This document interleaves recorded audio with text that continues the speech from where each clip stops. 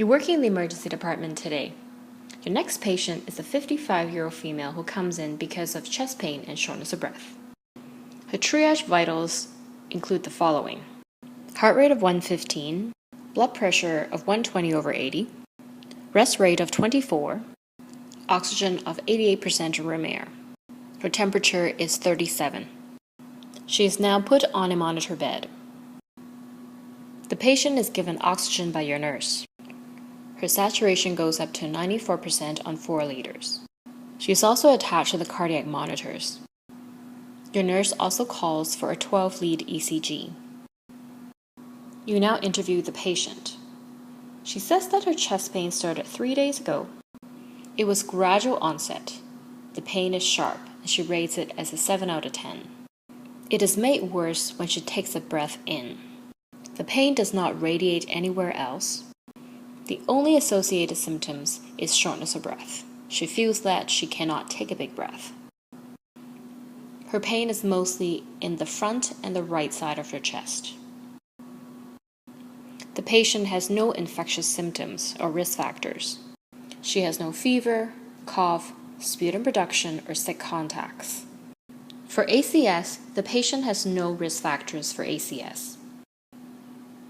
The pain is not worse with exertion and is not better at rest.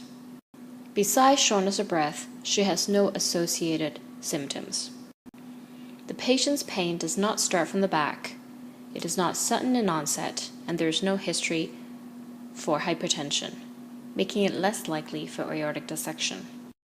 There has been no previous history of trauma or fall, and there has been no history of spontaneous pneumothorax in the patient. On further history, the patient states that 4 days ago she came back from a 12-hour flight. She is also on a hormone replacement therapy for menopausal symptoms. On examination, she is still tachycardic, tachypneic, and hypoxic on room air. The patient looks uncomfortable. Her cardiac exam is normal. For a resp exam, you are unable to hear good breath sounds because she's unable to take a big breath. The rest of her examination is normal, including no signs of DVT in the legs. Your nurse now brings you the ECG. It shows sinus tachycardia and flip T's in the anterior leads. There are no other abnormalities. You call for a chest X-ray. It shows no collapsed lung and no infiltrate. There is some atelectasis at the base. You discuss this case with your staff. After your discussion, you decided the patient is at high risk of having a pulmonary embolism. You order some routine blood work, troponins, and you send the patient over for a CT scan of the chest.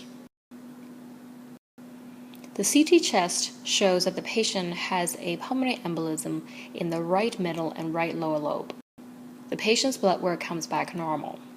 You started the patient on 1 dose of low molecular weight heparin. Since she's hypoxic, she needed to be admitted to the hospital.